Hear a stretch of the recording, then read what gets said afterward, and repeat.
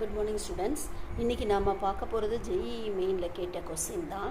கொடுத்துருக்கிற செட்டு என்னன்னு பார்த்தோன்னா 1 2 3ன்னு 3 எலிமெண்ட் இருக்குது.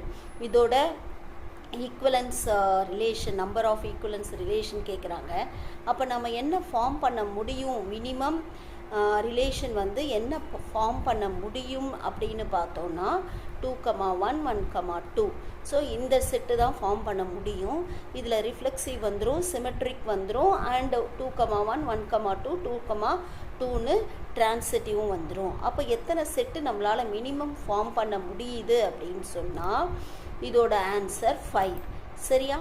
இது வந்துட்டு சம்டைம்ஸ் நம்ம வந்து திணறாமல் ஈஸியாக கண்டுபிடிக்கணும் அப்படின்னா அதுக்கு ஒரு ட்ரிக் இருக்குது.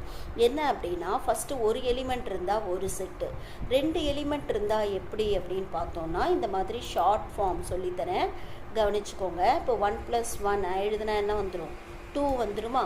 அடுத்து 2ல் ஆரம்பிக்கலாம். அடுத்தது இந்த ரெண்டையும் ஆட் பண்ணணும்.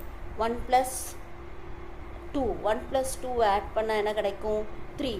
அதே மாதிரி 2 + 3 ஆட் பண்ணால் என்ன கிடைக்கும்? 5. அடுத்தது தேர்டு ரோ முடிஞ்சுதா? 4th row. இங்கே 5லேருந்து ஆரம்பித்தோன்னா இப்போ பாருங்கள், 2 + 5 ஆட் பண்ணால் என்ன கிடைக்கிது? 2 + 5 ஆட் பண்ணால் 7 கிடைக்கிது. 3 + 7 ஆட் பண்ணால் 10 கிடைக்கிது. 10 + 5 ஆட் பண்ணால் 15 கிடைக்கிது. அடுத்தது என்ன பண்ணலாம்? அடுத்த ரோ இங்கே 15ல் ஆரம்பிச்சதுன்னா அகெயின் ஆட் பண்ணணும். ஆட் பண்ணும்போது 5 + 15 என்ன கிடைக்கும்? 20 கிடைக்கும். 20 + 7 என்ன கிடைக்கும்? 27 கிடைக்கும். 27 + 10 என்ன கிடைக்கும்? 37 கிடைக்கும். 37 + 15 என்ன கிடைக்கும்? 52 கிடைக்கும். ரைட்டா? ஸோ இதிலேருந்து நாம் என்ன தெரிஞ்சுக்கலாம்?